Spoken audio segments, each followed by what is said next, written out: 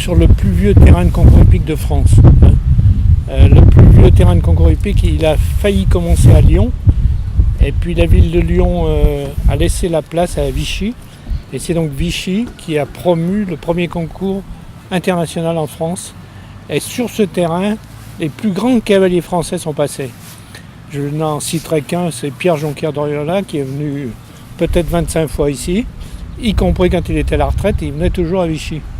Et donc ce terrain est un terrain mythique pour l'ensemble du monde équestre, en France et dans le monde, parce qu'il est connu dans le monde entier. On sait où il y a Vichy, grâce au terrain de concours hippique.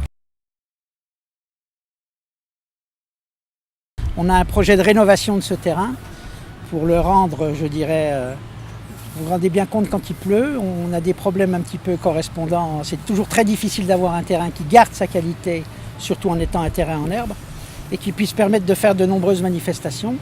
Et c'est pourquoi on a un projet, je dirais, qui devrait voir le jour et qui, l'année prochaine, j'espère que vous serez sur un terrain nouveau, qui sera original dans le sens qu'on voudrait faire un terrain sablé mais paysagé, de manière à garder ce cadre, je dirais, l'esprit, je dirais, du concours de Vichy, avec ensuite un projet encore, je dirais, plus futuriste, avec la couverture de la carrière et faire un pôle d'hiver donné. Ceci, ce serait un projet qui se déroulerait sur 4 à 5 ans à peu près, dans sa globalité.